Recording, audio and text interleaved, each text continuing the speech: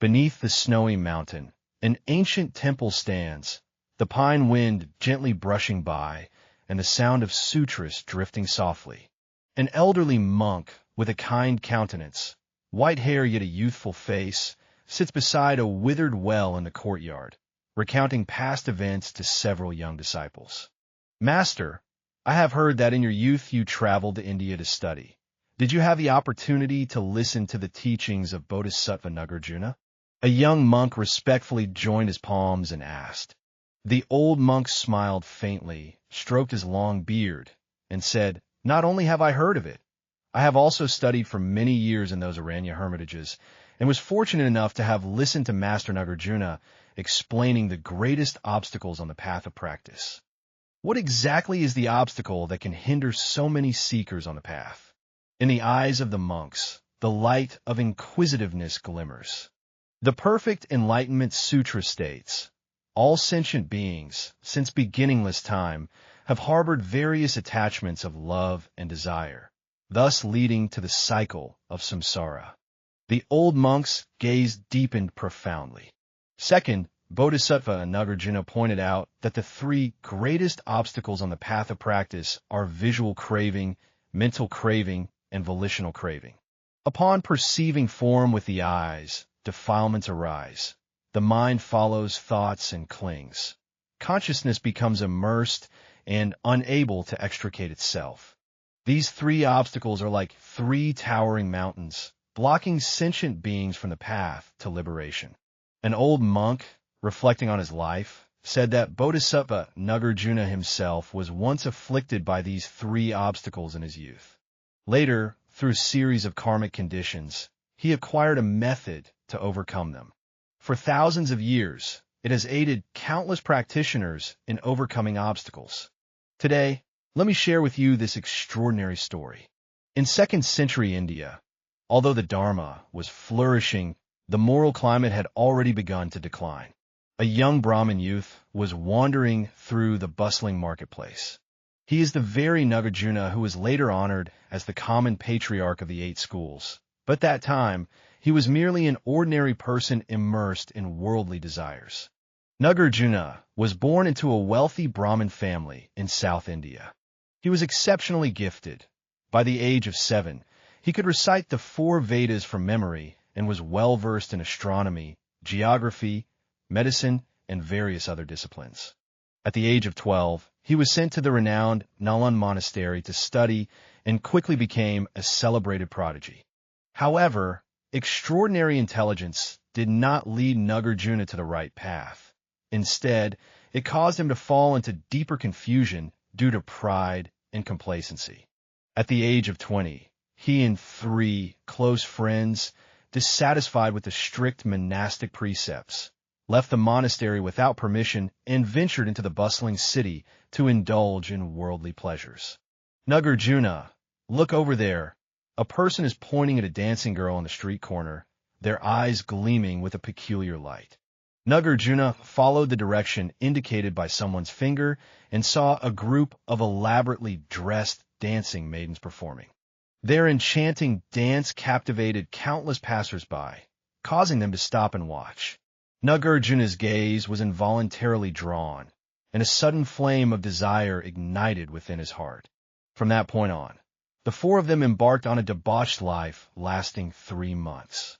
They squandered their family's wealth on fine wine and women, indulging daily in sensual pleasures, completely forgetting the original purpose of their spiritual cultivation.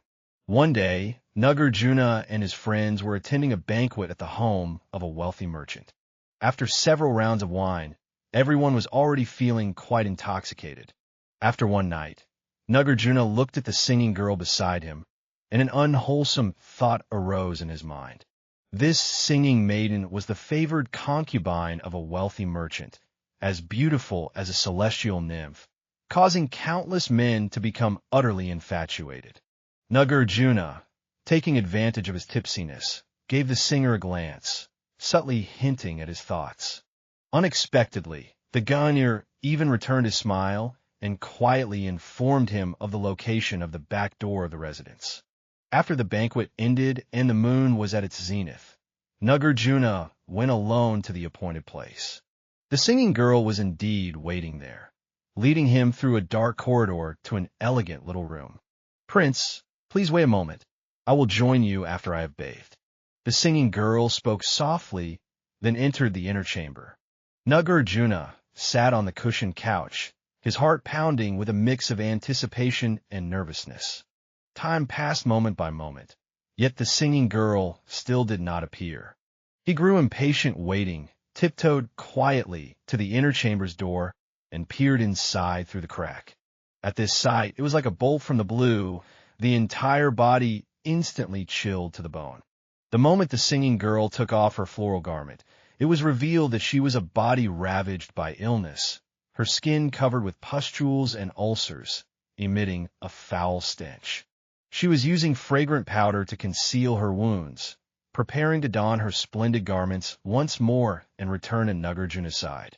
Nagarjuna suddenly awakened as if from a dream. He quietly slipped out of the hut, the flames of desire in his heart already extinguished, replaced instead by profound aversion and fear. Form and appearance are illusory and empty. All are mere manifestations. Nagarjuna murmured to himself, then hastily left the mansion and ran all the way back to his own dwelling. That night, Nagarjuna tossed and turned, unable to sleep. He recalled the teachings of his master at the Lantau monastery. Form is not different from emptiness. Emptiness is not different from form. Form is emptiness. Emptiness is form. Only at this moment did he truly comprehend the profound meaning of this phrase. The next day, Nagarjuna found 3 friends and told them that he had decided to return to the monastery to cultivate the Dharma. His friends did not understand his sudden transformation and mocked him for being timid and afraid of trouble. "You do not understand. Last night, I saw not only the true face of a woman, but also the ugliness within my own heart." Nagarjuna solemnly stated that the beauty we pursue is nothing but an illusion. Nagarjuna returned alone to the Nalanda monastery, confessed his faults to his master, and requested to be accepted once again. The master saw his sincere repentance and gave him an opportunity, but the condition was that he must undergo a rigorous trial. "From today onward, you shall first sweep the courtyard in the temple. Maintain this for 3 months. Take only 1 meal each day. Avoid lying down at night, and recite sutras continuously day and night. After 3 months, I will test you again," the master said, then turned and walked away. Nagarjuna, following his teacher's instructions, began a rigorous life of repentance. In the first few days, he felt physically unwell, often experiencing hunger and fatigue, but he gritted his teeth and persevered. Whenever lustful thoughts arose, he would immediately recite sutras and meditate to divert his attention. A month later, Nagarjuna's body gradually adapted to the arduous life, but the lustful thoughts in his mind still frequently troubled him.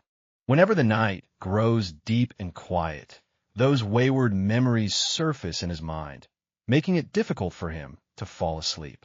One deep night, Nagarjuna, unable to bear the restlessness in his heart, rose and went to meditate by the pond outside. The moonlight shone on the calm surface of the water, like a clear mirror. Nagarjuna, gazing at his reflection in the water, suddenly attained a profound realization. "The afflictions that trouble me are nothing but shadows of past experiences, like the reflection in the water, visible yet untouchable. If one can understand its illusory nature, what is there to cling to?" This sudden enlightenment enabled Nagarjuna to find a way to confront lustful thoughts. From that moment on, whenever lustful thoughts arose, he regarded them as reflections in the water, no longer resisting them, but instead observing them with wisdom, and the lustful thoughts naturally dissipated. After the 3-month period ended, the master summoned Nagarjuna again, expressed satisfaction with his performance, and advised him to journey to the snowy mountains in the south to seek a venerable monk named Kanadeva for deeper guidance. Nagarjuna, following his master's instructions, journeyed alone to the great snowy mountain. Enduring hardships along the way, braving wind and rain. Crossing mountains and valleys, he finally found Kanadeva in a secluded cave. Kanadeva was an emaciated old monk, yet his eyes shone with a bright, penetrating light, revealing at a glance that he was an enlightened master. "Nagarjuna, I have been waiting for you for a long time." As soon as Kanadeva met him, he spoke Nagarjuna's name, which greatly surprised him. "How does the master know my name?" Nagarjuna asked in puzzlement. Kanadeva smiled slightly, thinking, "There is no mistake in my mind. Heaven and earth both know. You have come here to seek methods to overcome lustful thoughts, haven't you?" Nagarjuna nodded respectfully. "Yes, although I have gained some insight, I have not yet completely freed myself from the bonds of lustful thoughts. I humbly seek your guidance, Master, to illuminate the way." Kanadeva's expression was solemn. Lustful thoughts are the greatest obstacle on the path of practice and cannot be eliminated overnight. You have begun to understand the illusory nature of lustful thoughts. This is a good beginning. Next, I will teach you more advanced methods of practice, but you must vow to follow them faithfully for life and never to violate them. Nagarjuna solemnly vowed that his disciples would adhere to the Master's teachings throughout their lives and never go against them. Kanadeva nodded with satisfaction and began to impart the esoteric teachings. The three causes of lustful thoughts are the eye, the mind, and consciousness. The eyes perceive form and give rise to attachment. The mind follows form and generates thoughts, continuously thinking without letting go. To cut off lustful thoughts, one must first clearly understand the process of their arising, and then sever them at the source. Just as Kanadeva was about to elaborate further, a sudden clatter of footsteps and laughter echoed from outside the cave. Nagarjuna's expression grew serious as he sensed a subtle shift in the atmosphere within the cave. At the entrance of the cave appeared 7 women of exquisite beauty, each holding fragrant flowers as they walked gracefully forward. "Venerable, who are these people?" Nagarjuna turned to his mentor beside him to inquire. Kanadeva's gaze was as piercing as a burning torch. "Nagarjuna, you have mastered 84,000 dharmas. Today is your final test. When the eye remains unmoved by beautiful forms, it severs eye lust. When the mind understands their illusory nature and is not deluded, it severs mind lust. When the intention abides in purity and does not become restless, it severs intention lust.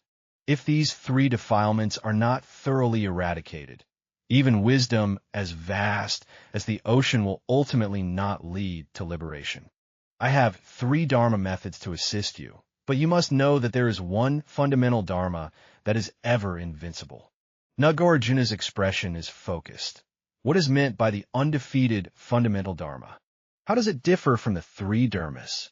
Kanadeva spoke solemnly. "This is a rare and profound secret never heard in 1,000 years, capable of naturally dissolving the 3 poisons and fundamentally resolving the problem." Kanadeva took a deep breath and continued. "The unfailing fundamental dharma is neither supernatural power nor incantation, but the prajñā wisdom that thoroughly understands the true nature of lustful thoughts. The reason why lustful thoughts can bind sentient beings fundamentally lies in their ignorance of its true nature, being deceived by illusions. If one can perceive the essence through illusions, lustful thoughts will naturally dissolve like ice under sunlight." Nagarjuna respectfully inquired, "Master, please clarify the true nature." Kanadeva nodded and explained, "The essence of lustful thoughts is threefold. First, emptiness. Second, suffering. And third, impermanence. Emptiness refers to the lack of inherent existence in the objects to which lustful thoughts cling. The beautiful forms you see, the melodious sounds you hear, and the pleasures you imagine are all like dreams, illusions, bubbles, and shadows. If one can deeply contemplate its emptiness, lustful thoughts will have no place to settle. Suffering, as referred to here, means that although sensual desires may temporarily bring pleasure, they inevitably lead to more prolonged suffering. Just like drinking alcohol, it brings temporary pleasure, but upon sobering, one suffers a headache. Similarly, scratching an itch only makes it more intense, eventually causing the skin to break and bleed. Lustful thoughts are the same. The more one sinks into them, the deeper one falls, multiplying suffering upon suffering. Impermanence refers to the fact that sensual desires and their objects arise and cease in an instant, never enduring permanently. The beauty to which one is attached today may wither tomorrow.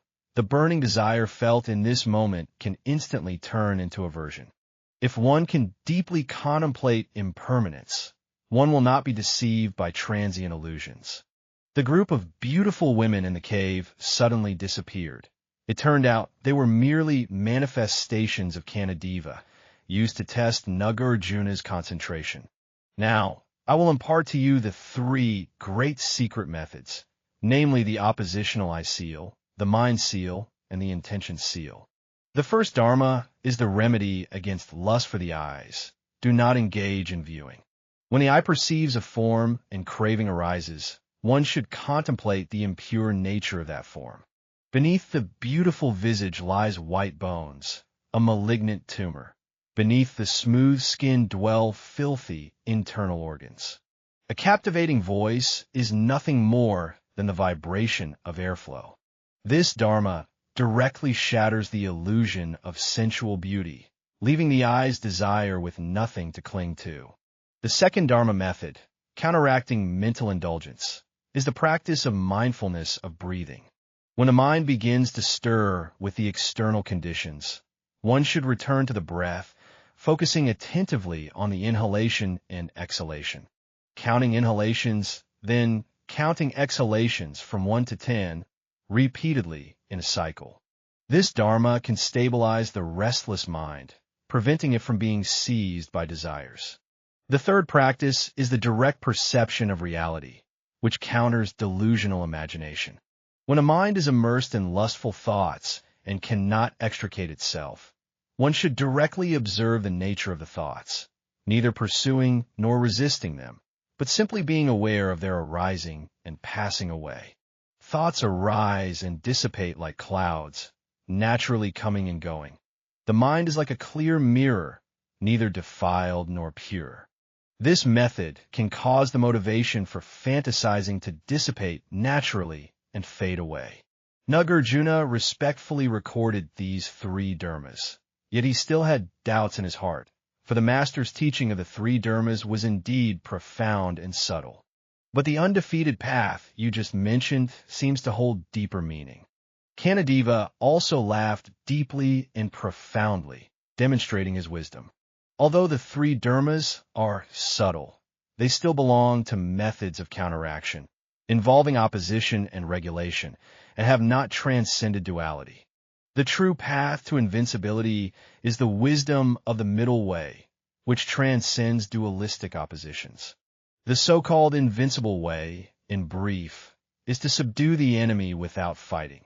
It means not confronting lustful thoughts head-on, neither deliberately suppressing them nor indulging and yielding to them, but rather observing them truthfully with an equal and impartial mind.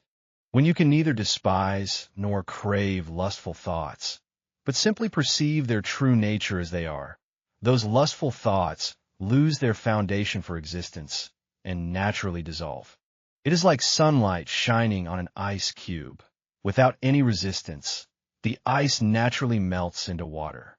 Similarly, under the radiant sunlight of prajñā wisdom, the ice of lustful thoughts naturally melts into the clear water of wisdom. Nagarjuna pondered deeply for a long time and suddenly experienced a profound enlightenment. The master said that ultimately there are no lustful thoughts that need to be remedied, nor is there a self that can counteract lustful thoughts. All phenomena arise dependently and are empty in nature. Kanadeva's nod was precisely so. You have already realized the essence of the invincible way. All dharmas are empty, and lustful thoughts have dissolved into emptiness. When you can abide in this wisdom of emptiness, lustful thoughts cannot arise. This is not a mere antidote, but a complete transcendence. However, this state is not attained overnight. For beginners and intermediate practitioners, one must first skillfully apply the three methods I have taught to collect and stabilize the mind, gradually realizing the subtle efficacy of this indestructible path. Nagarjuna respectfully said, "The disciple understands." Master, is there anything else that requires attention in daily life? Kanadeva added that in daily life, the following points should also be observed. First, avoid lascivious speech, refrain from places of sensual entertainment, and do not look at obscene things. Instead, practice caution and mindfulness, especially when alone, remaining vigilant to prevent evil thoughts from taking advantage of solitude. Secondly, diligently cultivate wholesome practices. When a mind is filled with right mindfulness, no space is left for unwholesome thoughts. Fourthly, when restraining laziness, often associate with virtuous people, using righteous energy to suppress evil influences. Furthermore, lustful thoughts are often prone to arise under the following conditions: when fatigued during leisure time, after a full meal, before or after sleep, and during moments of success or failure. By understanding these principles, one can take preventive measures in advance, leaving no opportunity for lustful thoughts to arise. Kanadeva handed an ancient scripture to Nagarjuna, saying, "You are intelligent and highly perceptive.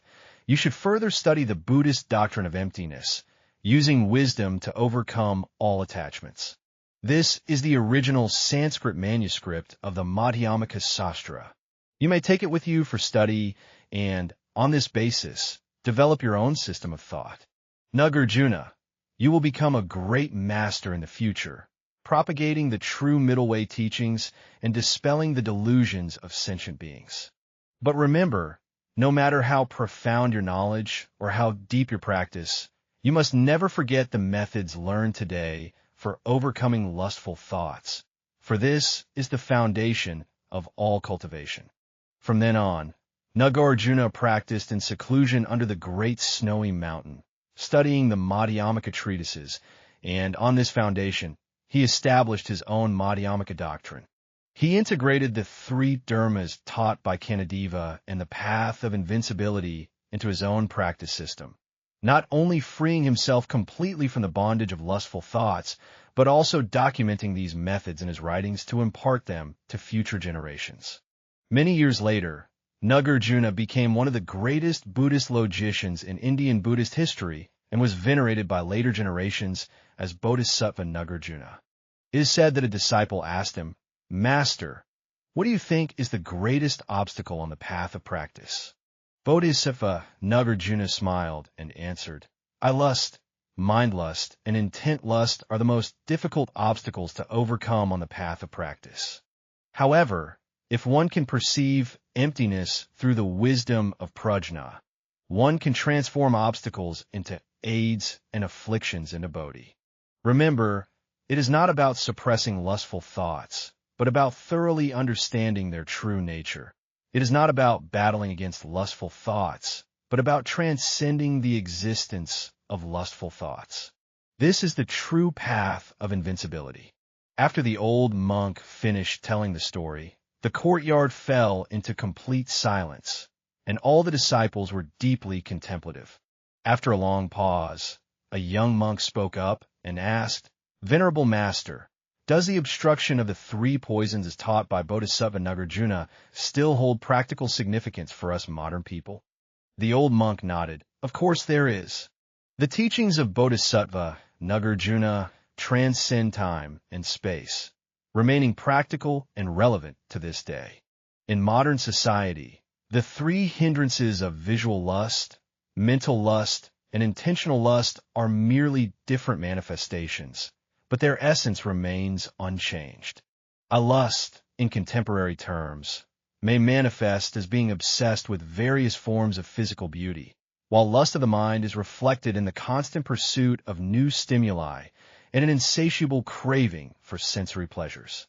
Mental fabrication is when the mind is filled with various fantasies and desires, unable to find peace.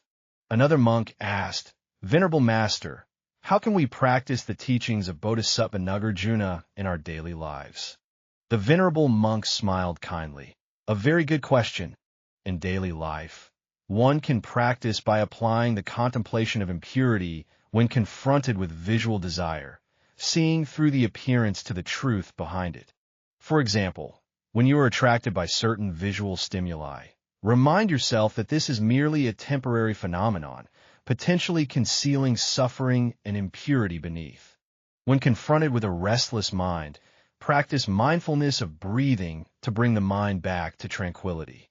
Set aside time each day to sit in meditation, focusing on the breath, inhale and exhale, allowing the mind to rest fully in the present moment, no longer chasing after external circumstances. When facing lustful thoughts, practice the contemplation of ultimate reality, observing the true nature of the mind. When distracting thoughts arise, do not resist them, nor follow them. Simply observe their arising and fading away with calmness, like watching the clouds roll and unfold. Most importantly, cultivate prajñā wisdom to understand the emptiness nature of all phenomena. When you truly understand that all phenomena in the world are like dreams and illusions, lustful thoughts will also lose their power. A younger monk raised his hand and asked, "Master, if we are already entangled by these three defilements and find it difficult to free ourselves, what should we do?" The old monk gently replied, "There is no need to worry, nor to blame yourself. Every practitioner will undergo these trials. The key is not to give up or become discouraged. One can begin by focusing on the following aspects. First, recognize that this is a normal process and do not generate self-denial or shame because of it. Secondly, seek the help and guidance of wise and virtuous teachers. Do not face difficulties alone. Furthermore, proceed step by step, without seeking quick success. Practicing the Dharma is like rowing against the current. If you do not advance, you will retreat. However, as long as you persevere with steadfastness, success is inevitable. Finally, remember that Bodhisattva Nagarjuna's invincible path is not to resist lustful thoughts, but to transcend them. By seeing through its nature with the eye of wisdom, it will naturally lose its power. As the sun set in the west, the old monk's discourse drew to a close. He looked around at the disciples and said earnestly, "Children, the story of Bodhisattva Nagarjuna teaches us that the obstacles on the path of practice are not foes, but teachers. It is precisely by overcoming these obstacles that we can attain true wisdom and liberation. The three major afflictions of verbal lust, mental lust, and intentional lust may seem frightening, but in reality, they're the best supportive conditions for recognizing the self and cultivating the nature of the mind. Remember, cultivation is not about becoming a perfect person, but about seeing one's true nature clearly. When you are able to accept your own imperfections and transform them with wisdom, you have already embarked on the path to liberation. May the luminous wisdom of Bodhisattva Nagarjuna illuminate your path of practice, and may you all transcend the three obstacles to reach the shore of wisdom and compassion." In the twilight, the monks expressed their gratitude to the teacher and each returned to their meditation chambers to continue their practice. They understood that what they had just heard was not merely an ancient story, but a guiding light illuminating the path ahead. In this tumultuous world, the wisdom of Bodhisattva Nagarjuna continues to quietly be passed down, aiding countless individuals troubled by desire in finding inner peace and freedom. As the venerable monk said, the obstacles on the path of practice are never enemies to be defeated, but teachers to be transcended. When we learn to see through the nature of desire with the eye of wisdom, we can transform afflictions into bodhi and attain true liberation.